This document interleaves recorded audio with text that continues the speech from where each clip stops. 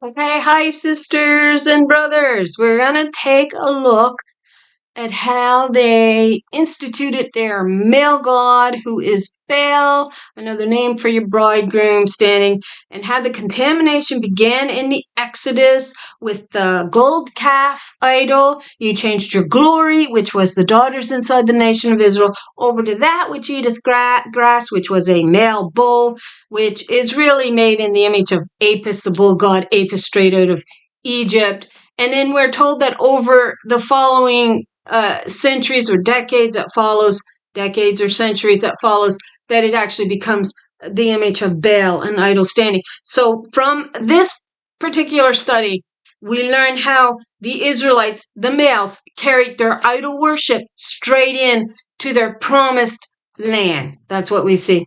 But the Lord said, I could overthrow you. I just recall this. The Lord had said in one passage, I could overthrow you. I could prevent you going in and taking this land that I have promised to you, but I'm gonna allow you to go in and take the land, lest the enemy think they have won. I should look into that. I'll have to write that down after.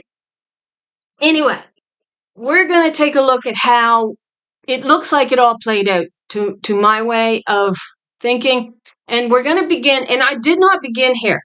That's the strange thing. I did not begin in this passage. I was led to this passage. I was actually looking at the witch of Endor, is how I began. And it brought me to this passage in 1 Chronicles 13:6. All right? And David went up and all Israel to Baalah, that is, to Kirjath-jearim, which belongeth to Judah, to bring up thence the ark of God the Lord, that dwelleth between the cherubims, whose name is called on it. So that's important. The way that they changed, instead of actually referencing God in a term, just began to call it as the name, called it by the name, and that was it. That's literally what they began to do. Anyway, how I ended up here is because of the term Baalah, which is a feminine form. It's Strong's Hebrew 1173. The same as Baalah 1172, a mistress, noun, feminine. And they call the medium this in 1 Samuel 28:7. She's called a Baalah at Endor.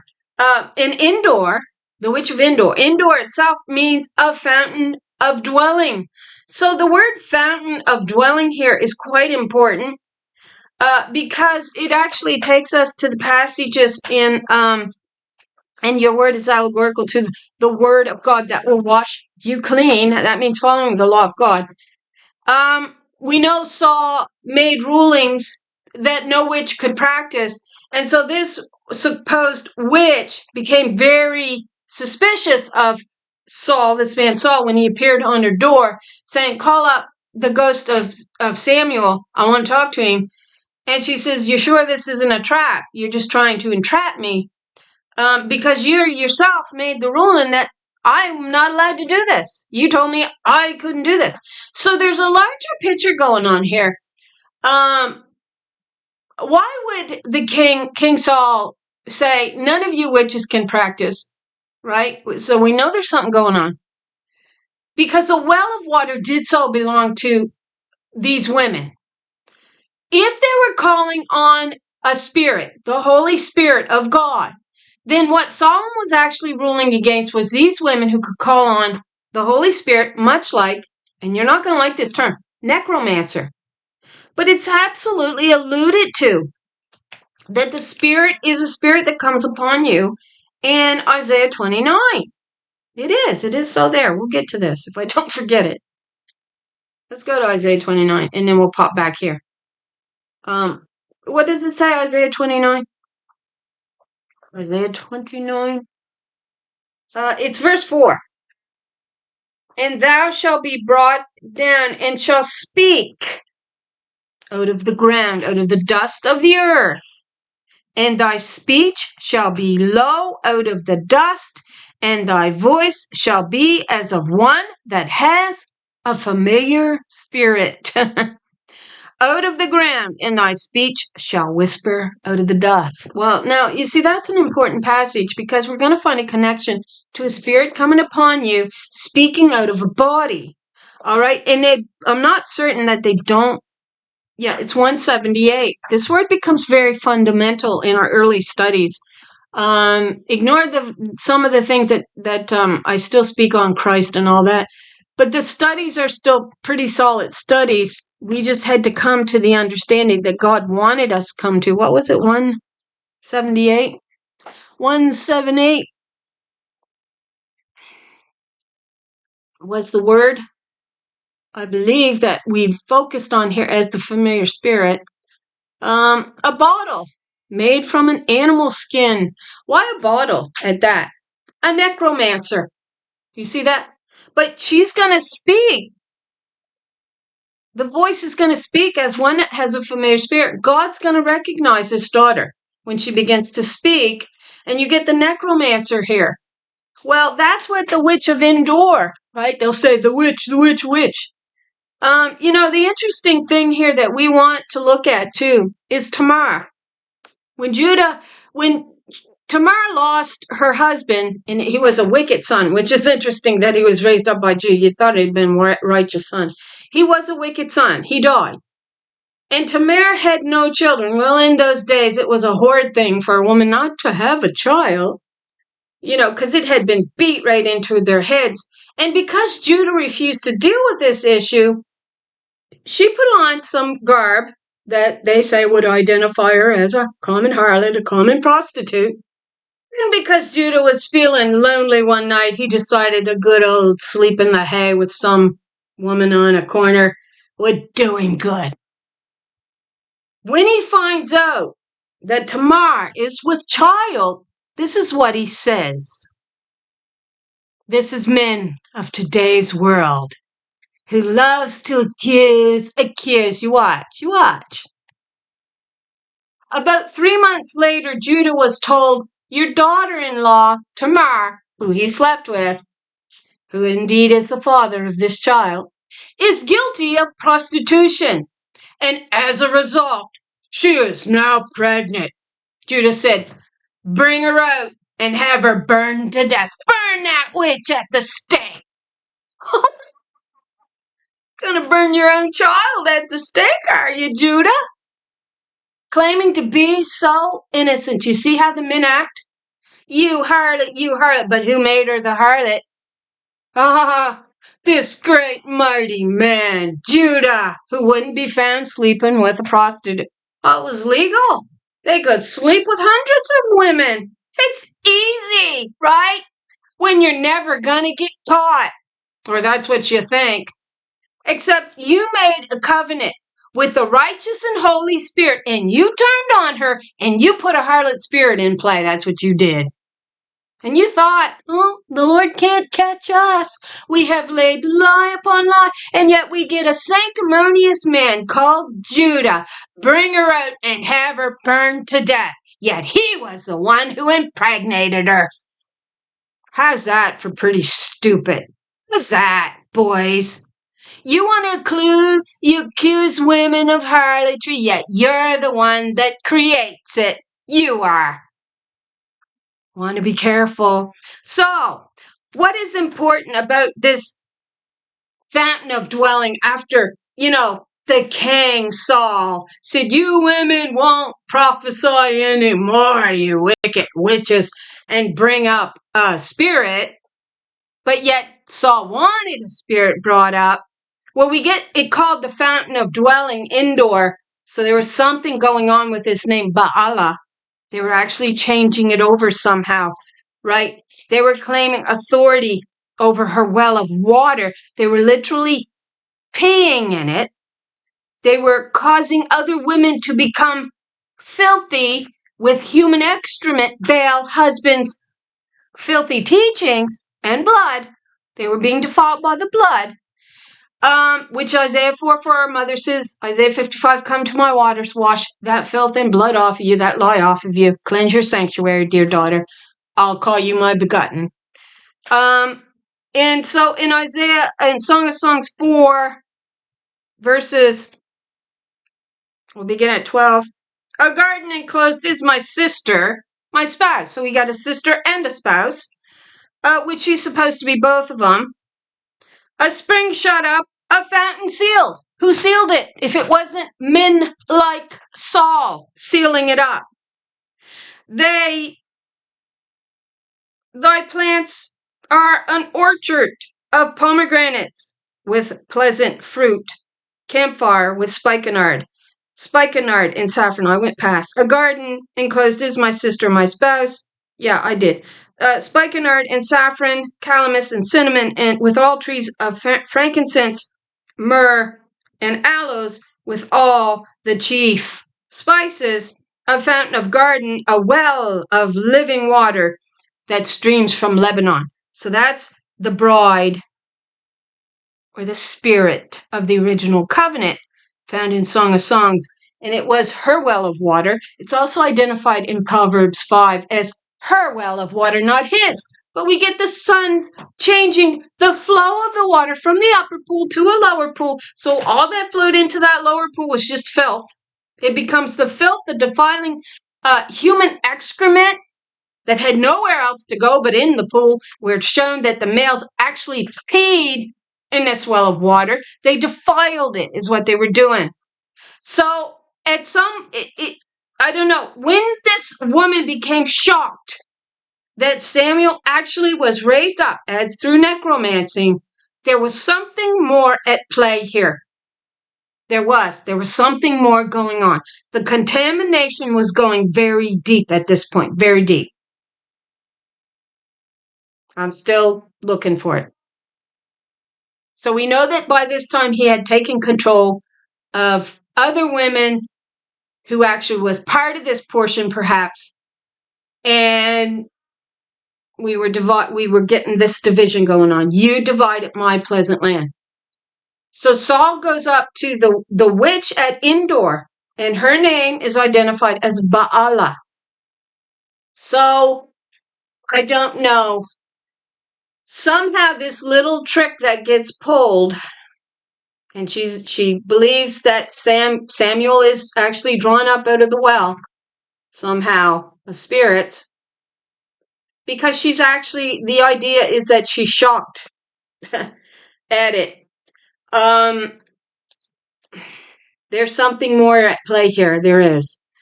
But what was interesting was this word Baala took me to this passage. So we're looking at a few things here pretty quick. And it takes us to 1 Chronicles 13:6. This is where it appears. And David went up, and all Israel to Baala, that is to Kirjath-jearim, which belongeth to Judah, to bring up thence the ark of God the Lord that dwelleth between the cherubims, whose name is called on it. So who sat between the cherubim? 1 Kings 19. Wasn't that it? Yeah, 1 Kings 19. 1 Kings 19. The daughter of Zion has shaken her head at thee. The children have come to the birth, and there is not strength to deliver. They were defiling and blaspheming her holy name. That's what they were doing. So here we've got a name, Baala. And they will tell you it's feminine. And that Kirjath, it brings in Kirjath-jearim. Now, we're going to learn, when you pull that name up, because over time they just solely dwell on that name, right? After a time. So let's just read a few things on this verse. Kirjath-baal is what it was first called, which is Kirjath-jearim, Baal's town. Baal's town. Baal's town. Remember, this was in the territory of Judah. Remember that. Was doubtless the original name. So the original name of Kirjath-baal moved to Kirjath-jearim.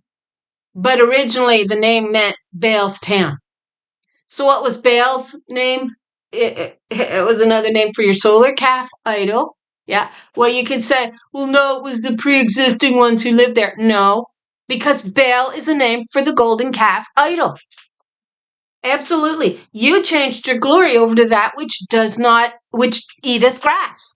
You changed it over to a bull god. Then we get the men of Judah actually naming their towns after this bull god. Yeah. Then we get them actually burying over the fact that they had actually named the names of their very own cities, villages after this Baal god, placing them in charge. So Baalstown was doubtless the original name. So Kirjath Jearim, when you look it up, they're going to tell you it means this: town of woods. The town of woods. What's important about the town of woods? Well, the house in the forest of Lebanon, town of woods, right? Here we go, shifting it over from one thing to another. Now, let me go back here, because we do need to pull this up again. If I can. Okay. So it was found in let me go here. Psalm 132. Psalm 132, we discussed this verse. We discussed it. I may still have to pull it up. You know what? Let's do it, because I may have to look it up. Some of the words.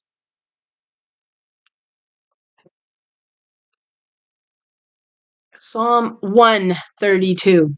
Okay, and we'll go parallel chapters. Punch that in. Yep, they put Bible Hub first. They don't always do that for me. And you know what it says? All right. Because in the cross references of 1 Chronicles 13:6, it will take you to this verse. Did I write that down? No, I guess I'll just keep looking for it here. There it is. So, verse 6, lo, we heard of it in Ephrata, and we found it in the fields. Well, Ephrata is another name for Ephraim. So we get the field of the woods here, and they want to tell us that now the field of wood changes locations and ends up as Kirjath Jearim, which originally was Kirjath Baal, which meant town of Baal, right? Place of Baal, which is an idol of your husband, your bridegroom, as Lord and Master. Yeah. So it says in 132 verse 6, lo, we heard of it at Ephrata, we found it in the fields of wood. You know, another interesting thing I stumbled upon, I knew this years ago and forgot it. I meant to go in and study it. I never just got to it. When you go in and you start looking up on David's father, Jesse, he was an Ephraimite. David's father was an Ephraimite. How under the sun was he able to claim the throne of Judah if it had to come through the sons, right? Now, they'll say, no, it was way different back then. I don't know that they even mention his mother. But that's interesting, I find.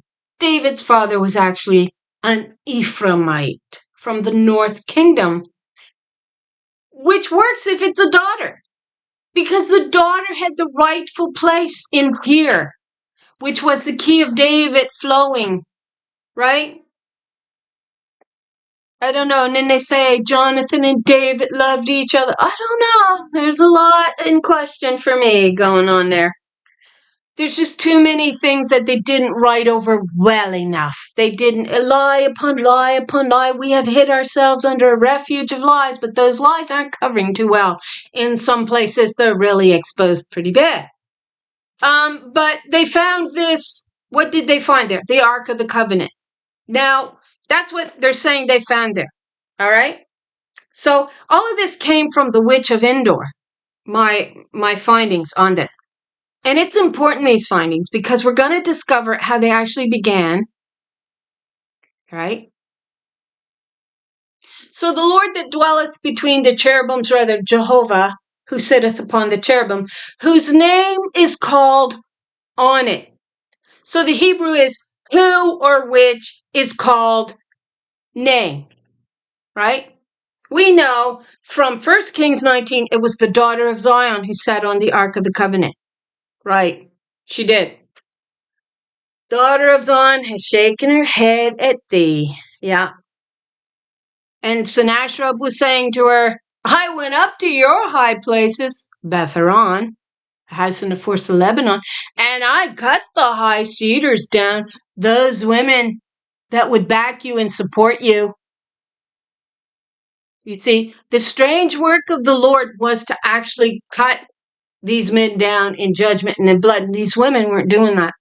They were not using their power for bad things. They weren't. Which is why he had the power to go up and cut her support down, her branch down. And it's identified as these great and mighty cedar trees in the upper Beth-horon by the fuller's pool, where the women would wash with the fuller's soap the garments in the upper pool. That meant they kept you clean with the law of God. Who can stand before her with the fuller's soap? No, it ain't he. It's not he that you're going to have to stand before. It's her, the one that you denied. So the Lord dwelleth between the cherubims. Watch this. Watch this. I'm going to go out of here for just 1 minute because I want to read. I missed what I wanted to read here. Really. It's 1 Chronicles 13, yes. Oh, come on. Nope, I'm going too far. Okay. Added by so called as seat of Baal worship in Judah. Yeah, and it was Kirjath Jearim, but I went out too far. So just a minute. I'll go back in. And we're going to read what it actually says here in the verse. And then we're going to go back in, okay? So sorry, I meant to do that. Yeah.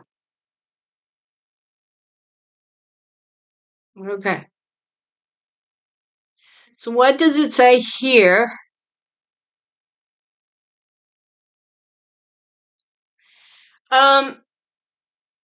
And David went up, so it is verse 6, went up in all Israel to Baalah, that is to Kirjath Jearim, which belonged to Judah, to bring up thence the ark of God the Lord, that dwelleth between the cherubims, whose name is called on it.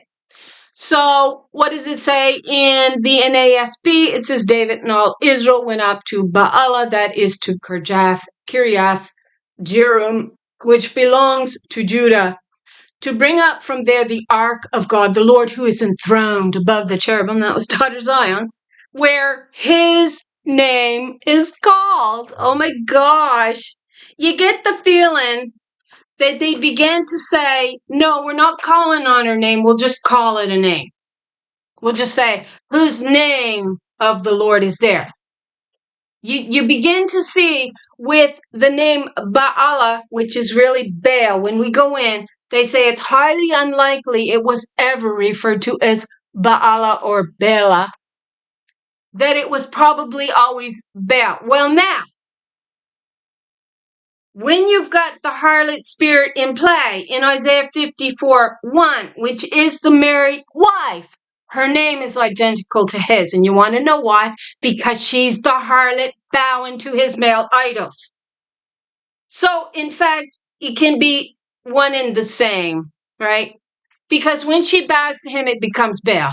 Baal, husband, bridegroom, Lord, master, he's king and God of all. And they were denying her. We know this contamination had entered in just by these names being here, that they had brought it in from the Exodus. So when we go in, right?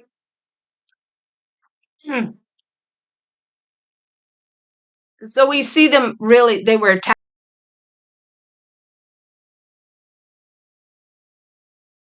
of your men, but you don't even know who I am. So, yeah, okay. So this was about getting the Ark of the Covenant actually from Ephraim into Judah and getting the people to believe that it was supposed to be there. So they were bringing in idol worship. They were turning on the daughter of Zion that they were blaspheming, who sat between the cherubim. And that meant changing over these names to male, to he. So we find these men prophesying through Baal. Jeremiah 23 is where they began to prophesy through the he pronoun and through Baal, right? And denied her, right? So Jeremiah 23, this is an important chapter. This is so fundamental in our understanding, right? And they began to make it up through the wicked imaginations of their heart. So they took the town of woods from Ephraim, which was the house in the forest of Lebanon, which was the upper pool.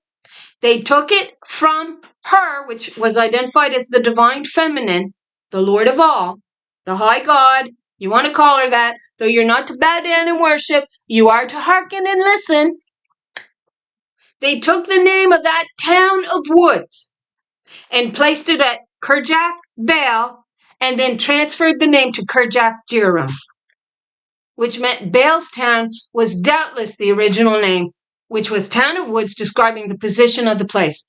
Our text appears more correct than that of Samuel, which has, and David rose and went, and all the people that were with him from Baal, Judah. It gives us the proper name, the people that were with him, the cities, lords, men of Judah. There we go. They had to get the male in there. They had to put it in. Now, this is also another very interesting part of the whole scenario. It was a slow move. They moved it from Ephraim to the territory of Benjamin first, is what they did. We know that because Benjamin's blessings is found in, where is it? I'll locate it here right quick. I gotta locate where that is. It is found in, oh please, Joshua 18:11. What does it say? Maybe I got the wrong one again. Right here. No, that's not quite the one I want. Yeah. Deuteronomy 33:12. What is Benjamin's blessing? What does it say? About Benjamin he said, "Let the beloved of the Lord rest secure in him, for he shields him all day long." Man in love with man. And the one the Lord loves rests between his shoulders. What does that mean? What does that mean? Now the lot of the tribe of the children of Benjamin came up according to their families, and the territory of their lot came out between the children of Judah and the children of Joseph. So Benjamin rested right between the territory of Ephraim, Joseph, the north kingdom, and the south kingdom, Judah, which is identified as the shoulder. What do we find the women doing in Ezekiel 7, 8, or 13? They're sewing kerchiefs to the shoulder. What's that an allegory? They're preventing the spirit from entering in, right?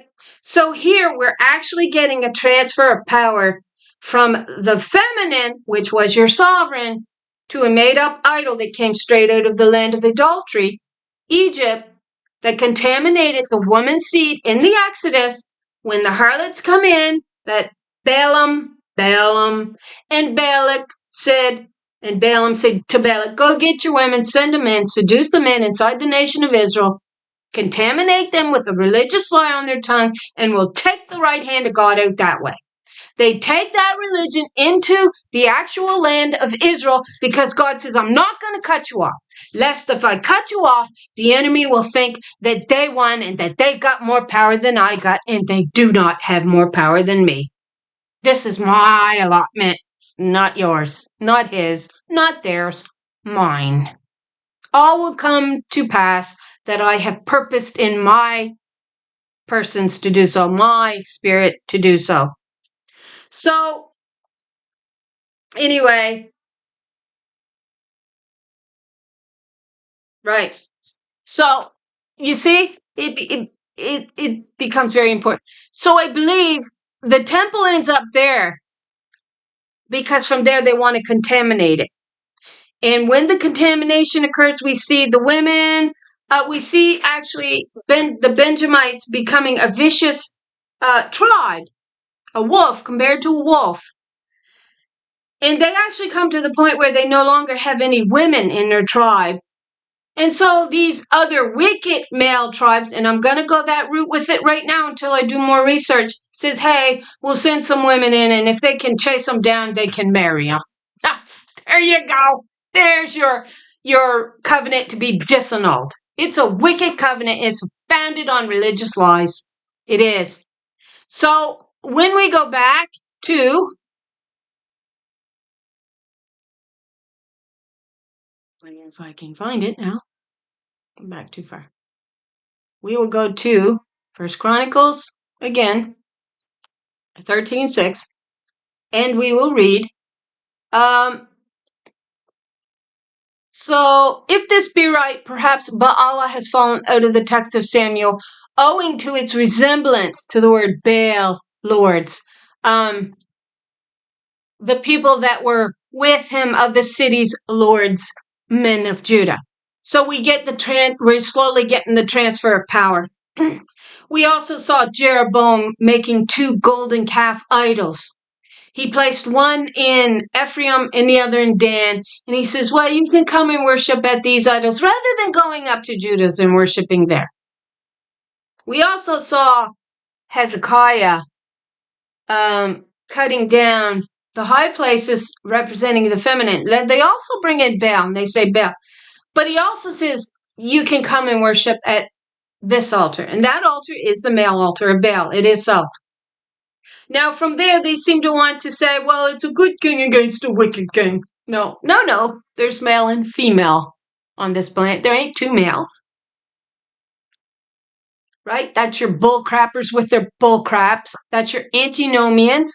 That's your antichrist who was against her law, who blasphemed her holy name, who sat between the cherubim, says the children have come to the birth, and there is not the strength to deliver. Why now do I see every man standing around with his hands on his hips as if he can deliver children? Where are my daughters? Where is my branch? That's what she's saying.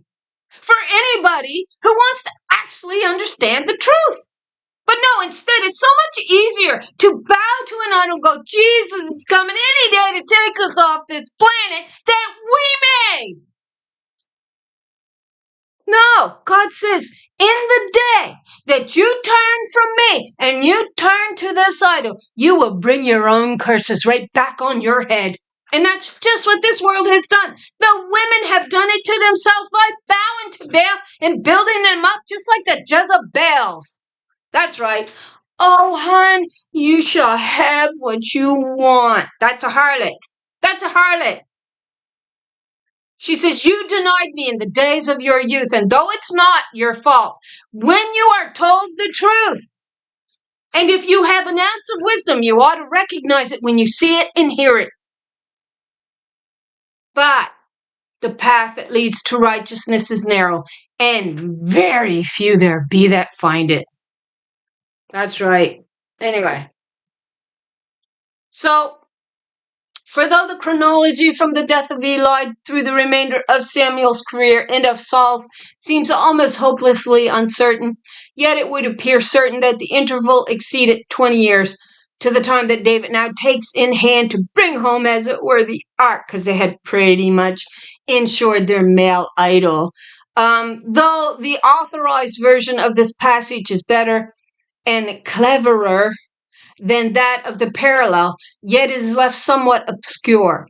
The comma should follow the name God, Jehovah, sitting upon the cherubim, then follows as a clause in apposition, while the last 3 words, as the name is called, rather than whose name. You see, they were changing it over to male, all male, calling on a male God. That's why it comes a point where we can't say her name.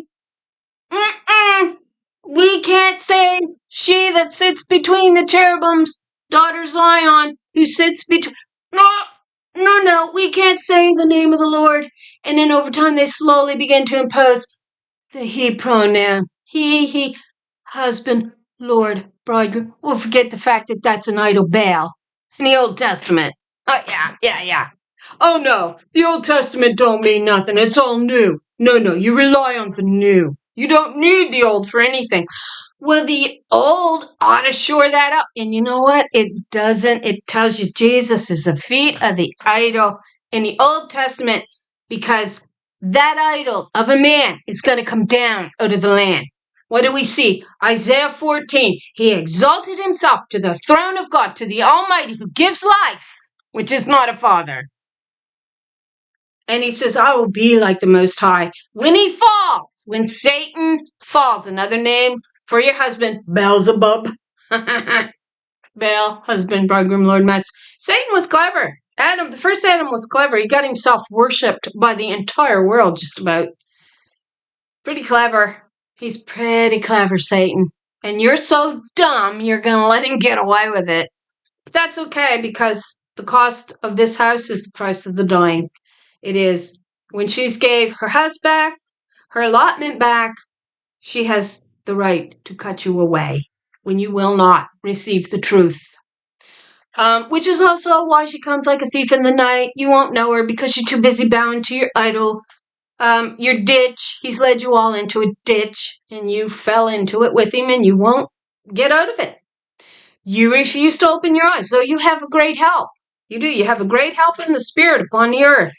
She comes in, and she takes on the form of her children to catch him in his lies. So 23, this is a long chapter. So which think to cause my people to forget my name by their dreams, which they tell every man to his neighbor, you're all liars, prophesying through Baal, husband, bridegroom. Jesus said, I saw Father. On and on they go. As their fathers have forgotten my name for Baal. As their mothers, you forgot my name for Baal. Bridegroom. It's also Lord of Dung, pile of crap that he's been feeding you. The prophet that had the dream, let him tell his dream, but she that has the word, let her speak my word faithfully. For what is chaff, a foolish little dream? To the wheat, what feeds you, saith the Lord.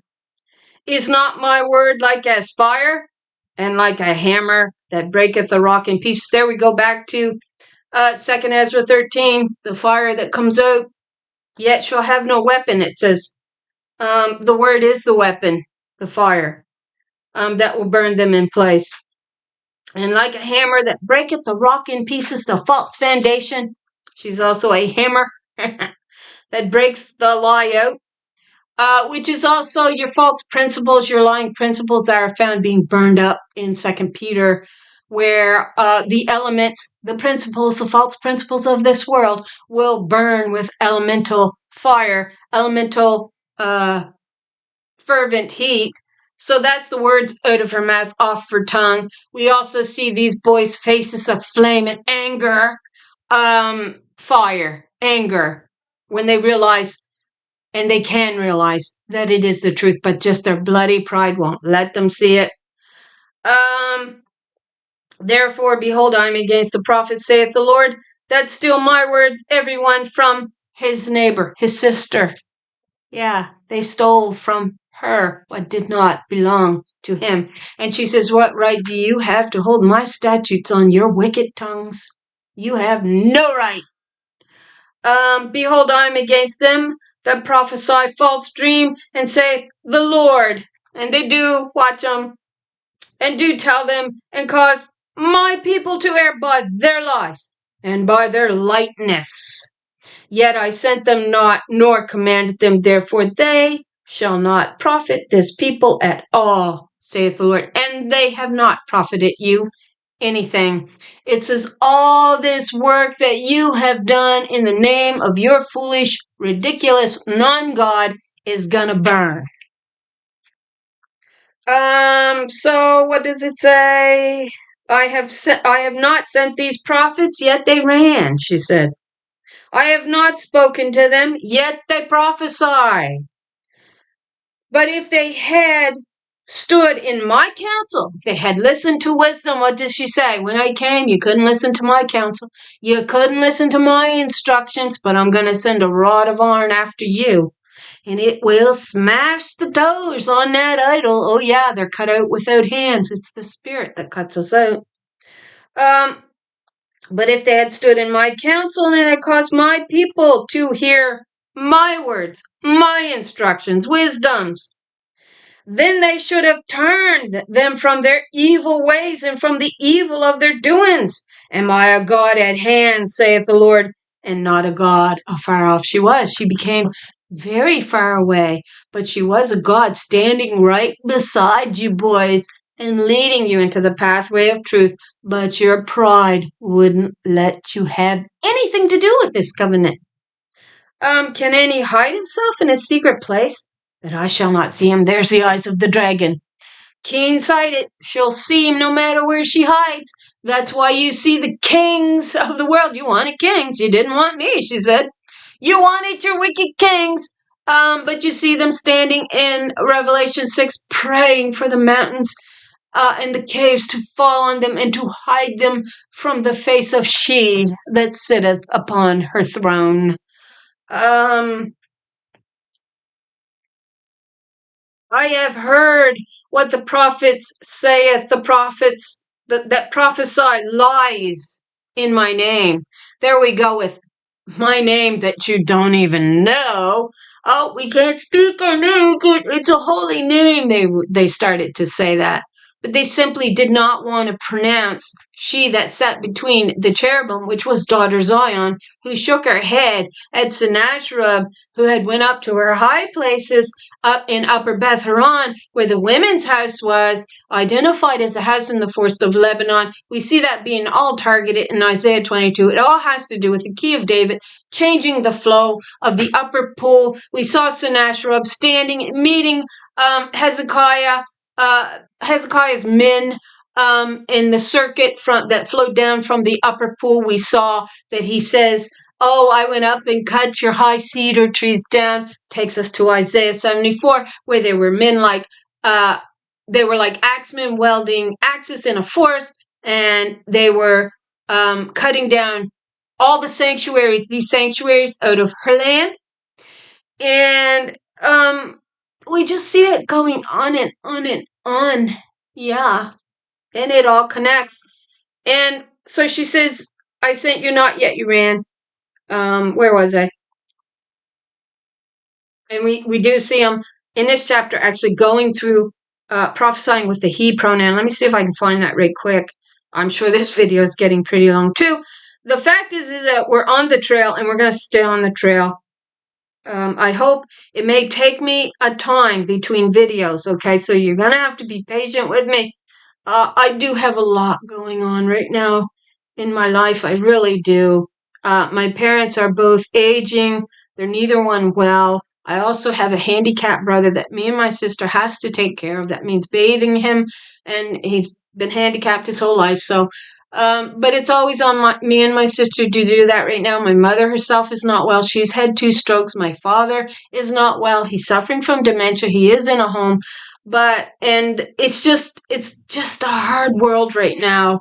And then I have my own family, I have my own life, and then I have to put time in on the study, I have to put time on in the videos, and it's just a really, tight little world at times. So I may begin to take a little bit more time for myself. I too am getting older. I'm coming up on 55 now. And I'm just starting to feel the strain and the pressure of it all. That's what the devil will do. But the devil hasn't stopped me. I've made my 2,300 days. I have. But I am still looking for the he pronoun. So just a minute. Okay.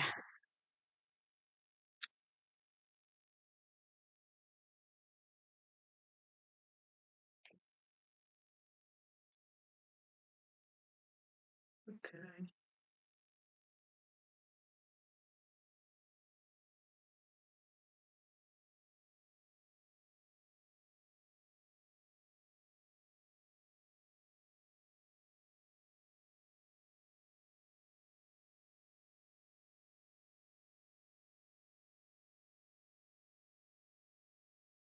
So let's begin at 13, because I think we're going to hit it. So again, it's Jeremiah 23, verse 13. And I have seen folly in the prophets of Samaria. They prophesied in Baal. See, we see this contamination did so enter the land of Israel and caused my people Israel to err. You are in idol worship of a male god. I have seen also in the prophets of Jerusalem an horrible thing. They commit idolatry, and they walk in lies. They strengthen also the hands of the evildoers, that none doth return from his wickedness or her wickedness. They are all of them unto me as Sodom and the inhabitants of Gomorrah. See, the abomination of desolation is so a man inside of a man, and Gomorrah means rebellious people. Rebellious people is a feminine noun because the daughters was as much a part of this religious lie and supporting it as the sons were. Therefore, thus saith the Lord of hosts concerning the prophets, behold, I will feed them with wormwood. What's wormwood? A bitter law that you bring on by your idol worship of man as God. You brought it on your own heads. That's the curse that goeth forth over the whole world. Meaning a harlot, you find her in Zechariah 5 or 6, the curse that goeth forth over the whole world. And it's a scroll. The scroll is identifying the covenant that you took, and you wanted a harlot spirit that bowed to you as Lord and God because you stabbed the righteous in the back because you didn't want her because of your pride. So that's your curse. That's what you wanted. You brought it on your own heads. And you continue to do so when you look for your idol Jesus, which is not coming. She says, I'll mock you in the day of your calamity. And she does. Okay, so where's it? Therefore, thus saith the Lord of hosts concerning the prophets, behold, I will feed them with wormwood and make them drink the water of gall, that bitter water. Mara, call me not, I was going to say Ruth, call me not Naomi, call me Mara, right? Gall. Now it's your turn, you idol worshippers who loves this male idol, so in love with him, both male and female. Yeah, that's your Sodom and Gomorrah right there. But you're gonna drink your wormwood, and you're gonna drink the water of gall, your bitter water. For from the prophets of Jerusalem is profaneness gone forth into all the land. This religious idol went out into all the land. What was the idol? Baal, a man, husband, bridegroom, Lord and Master, loving father, loving son. Screw you, mother and daughter. Yeah. They say still unto them that despise me. They despised her. Who does the world despise? You talk about God in a feminine sense, and baby, they'll let go. Watch them. The Lord has said, ye shall have peace. And they say unto everyone that walketh after the imaginations of his own heart, no evil shall come upon you. Oh, that was the other one too. I got to find this and write it down. I got another video idea. For who hath stood in the counsel of the Lord and has perceived and heard? This is where they began to prophesy his words. Who hath marked his words and heard it? For who hath stood in the counsel of the Lord and has perceived and heard, not his words, her words? Who has marked her word and heard it? That was our mother, the Ancient of Days. Who has heard the true Lord?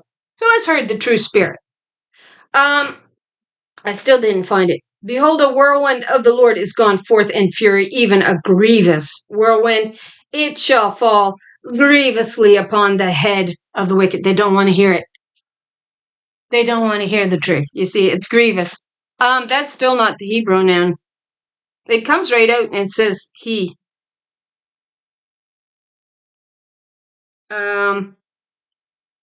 She says, for both prophet and priest are profane, yet in my house have I found their wickedness. Yeah, in here we found their wickedness, but they were also contaminating the woman's seed. Wherefore their way shall be unto them as slippery ways in darkness. They shall be driven on and fall therein, for I will bring an evil upon them, even the year of their visitation, saith the Lord.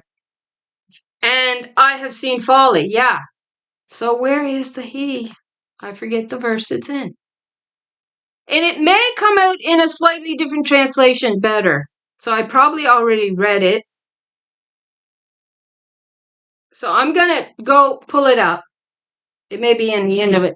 And we're going to look at the other translations. And I'm going to call it on that, okay? Because I'm sure the video is getting long. So let's go to Jeremiah 23, and we'll quickly find the verse where they began to prophesy. Through he, Baal, he's God. Yeah. This is also through your false priests. It was supposed to be priestesses.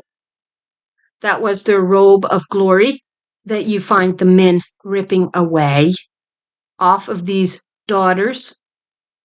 And they were as if they were men at war. War was in their heart. Oh, but butter was on their lips. Listen to these Christian males. Too much pride to hear the truth. They really do.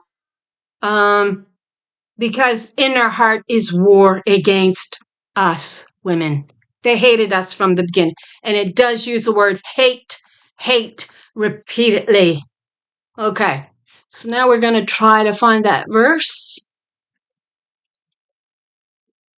See if we can find it pretty quick here by scrolling, because it's not an overly long verse.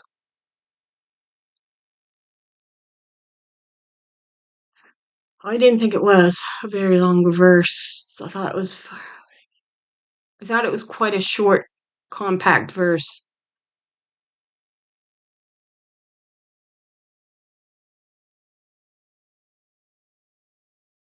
Okay, so it must be further down.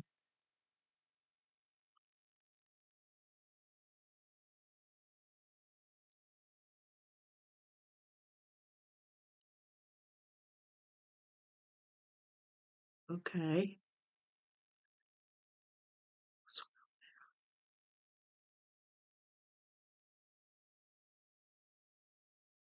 Okay.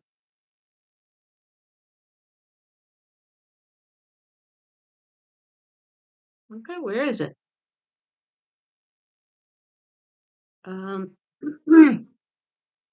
So they think their dreams. They tell one another, "We'll make my people forget my name," just as their ancestors forget my name through Baal worship, through husband worship. You forgot mother's name. That's what you've forgotten. And Baal is another word simply for these lords of God, these sons of God. Basically, you get the same term there. These lords of God are sons of God. So they're transferring everything over to male concentric ideas of that being your God that gave life to you, and for a woman to bleed and travail and to carry this burden upon her really don't mean it means he did it on the cross. Oh, he did he? Let me see.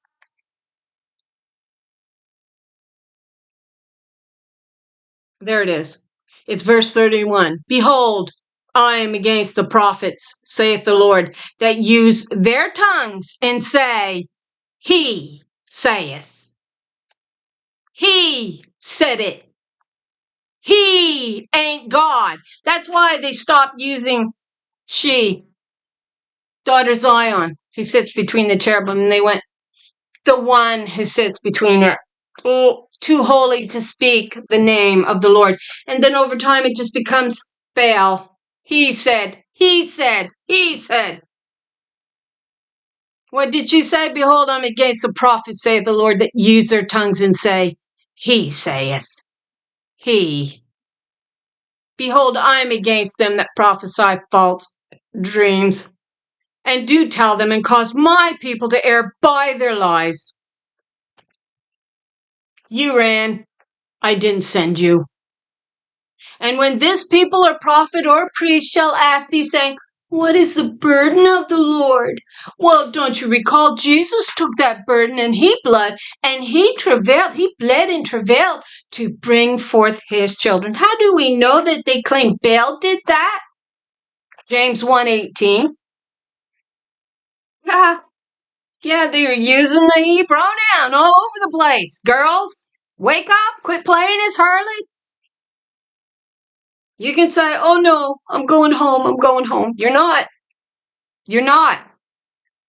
The curse that you've created in the land by bowing to a man as if he's Lord and God is what was promised to you when you did it. James 1:18. Let's read it, how they got it. Go look the words up. Of his own will begat birth. And that's as in childbirth. That's the actual word childbirth. Us with a word of truth. He birthed us with his truth, Father and Son, and he, screw you, mother and daughter. That we should be a kind of first fruits of his creation. You told the potter, the maker, the creator, she had no power over her own creation. That ain't a he. And as for the prophet and the priests, what is the burden of the Lord? Thou shalt then say unto them, what burden? What burden? I will even forsake you, saith the Lord. So right here, she's already promising, I will witness against you. What burden? What burden? And as for the prophet and the priest, and we know the burden is often referred to as issue, the deliverance of children, having babies. And as for the prophet and the priest, and the people say, the burden of the Lord, I will even punish that man in his house. You can joke, you can mock, and you can say, well, you're the ones mocking him. Really, that reasons, does it, in your tiny little brain, especially to those who can't be bothered to go into the Old Testament and study what it actually says in the words. You are to be rightly dividing the word. And when she comes, she says, I don't come for peace. I come actually for division. I come to divide the righteous from the wicked. That's what I'm coming for. Who's going to receive this truth? Who? This is a sword. It is. It's a sword. And it's going to divide the admixture of religious lies. And it's also going to divide the righteous from the wicked who will receive it. We get the furnace walking through, right? In the Genesis 15:9 covenant. And she's identifying the righteous from the wicked. And she walks through like fire, like a smoking furnace. You can say, he, all you'd like, boys.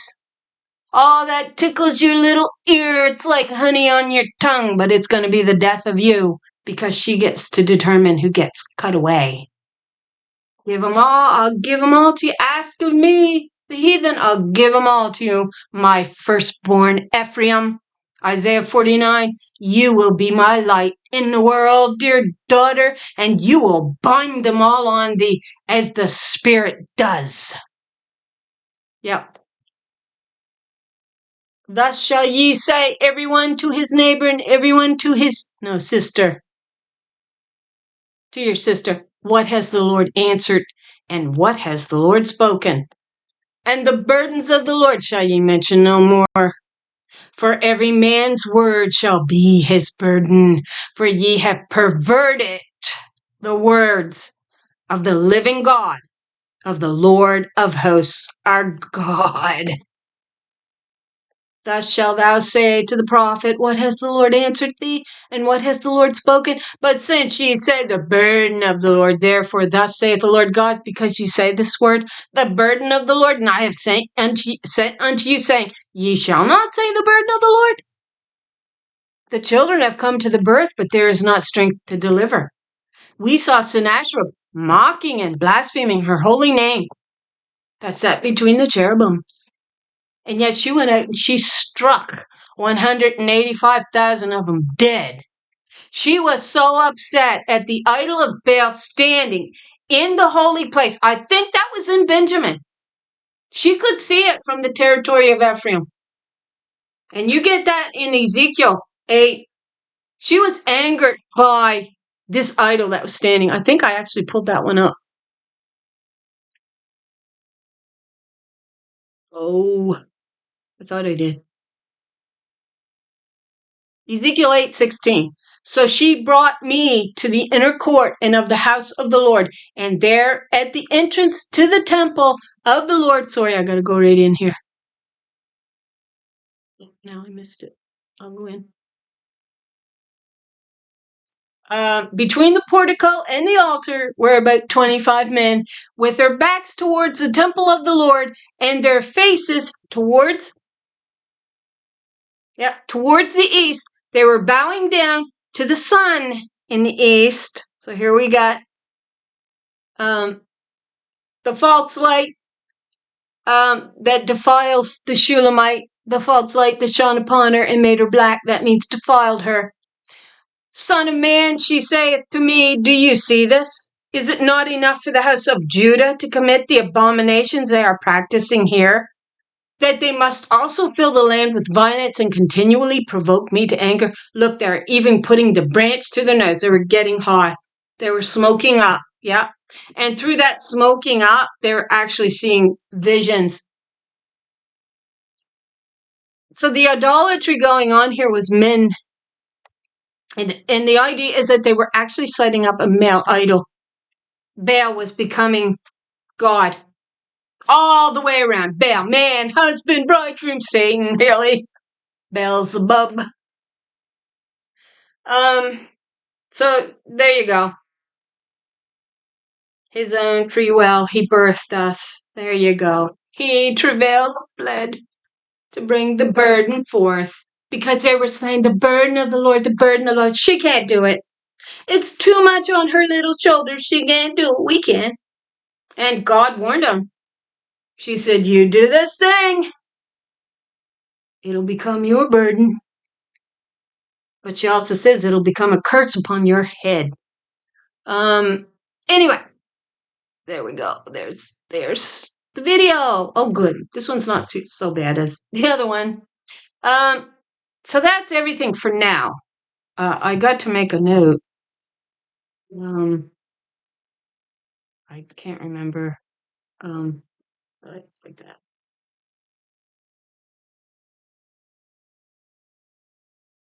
Just so I can remember this for the next video. I may find another topic though.